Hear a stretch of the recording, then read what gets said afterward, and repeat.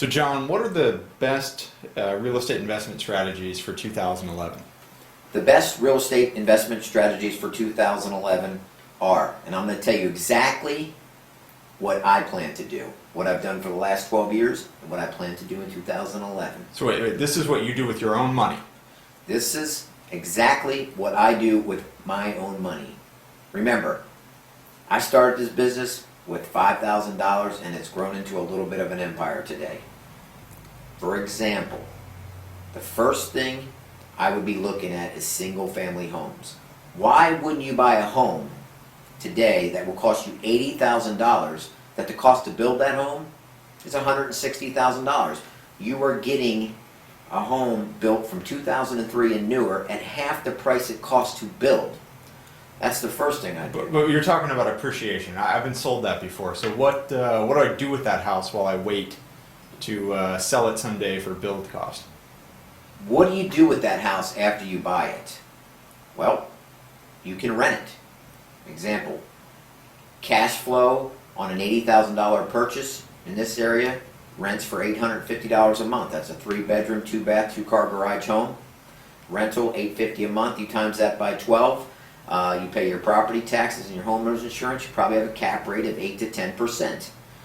While you're waiting for that property to appreciate and get back to new construction pricing of approximately $150,000 to $160,000, you in the meantime have made some profit on your money until you sell it 3-4 years down the road, and obviously make a nice little capital gain. But I got guys in Kansas that'll sell me a house. It's built in 1955, but it actually makes like 15%. So why would I be looking at a house down here for this type of return? What's better about a house in Southwest Florida that is different than this house in Tennessee or this house in Kansas? What's best about homes in Southwest Florida? Number one, the weather. It's December. It's 75 degrees out. It's sunny. 320 days of the year. People want to come here. Let's face it, the American dream, out of probably 80% of the population, is to live in sunny Florida. You will always, there's always room for growth. People will always be moving here, and in turn, your values are gradually going to increase on a yearly basis. Whether you live in Kansas, or you want to invest your money in Kansas, or you want to invest your money in Mexico, okay? The climate, the atmosphere, all those things here in Southwest Florida make it a difference. The prices, the affordability to live here, and so forth. It's very inexpensive to live here. But this is a new construction home, basically. I'm getting a concrete block, wind mitigated. These homes are all built from 2003 and newer. Anything built from 2005 or newer are all up to new hurricane codes. These are concrete block homes, not stick frame.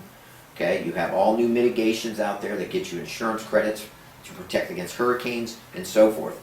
It's very affordable to live in Southwest Florida with all the new building codes. And 80% of our product was built from 2000 and up.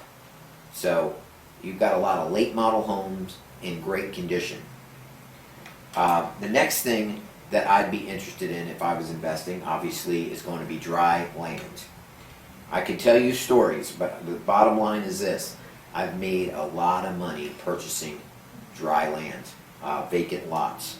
Right now, they're at the prices of what they used to be back in 2001.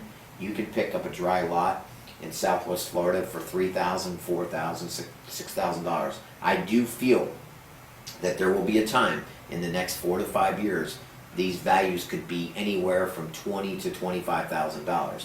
If you can afford to invest your money, sit and hold for 3 to 4 to 5 years until all this existing inventory is gone here in Southwest Florida, the builders will be back and they will need the land to buy to build these homes. So I do believe there's going to be a good value there if you can afford to sit and hold. The next thing that really thrills me is I love investing in private mortgages. What do I mean by that? For example, let's say you buy a house for $80,000. That cost to build is $150,000.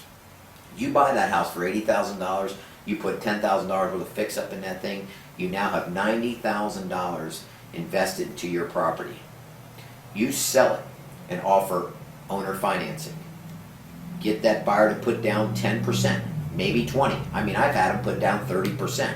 But let's just say they put down 10%. Okay, on a $90,000 house, they're giving you $9,000 down. You're basically getting your fix-up cost back. So, make a long story short, you only have $80,000 in that house. You charge an interest rate of what's comfortable for you, maybe 8%, 9 or 10, go up to 12, whatever you'd like to do. You are getting interest on your investment while these people are living there looking to buy your home from you. If they don't make the payments, obviously you can foreclose for a minimal fee. But if they do make the payments, obviously they're going to refinance 5-6 years down the road and you're going to get paid whole on your money. I'm a big fan of private mortgages. You can never be upside down if you're buying a home in today's marketplace. If you take the property back 4 years from now, odds are the property's worth $150,000. And remember, you only had $80,000 hard money into it, not counting the funds you received in that 4 to 5 years for the mortgage payment. Hope you enjoyed this video. To get free access to our exclusive Market Insider video series, go to whyinvestinflorida.com and let me show you how I turned $5,000 into $10 million.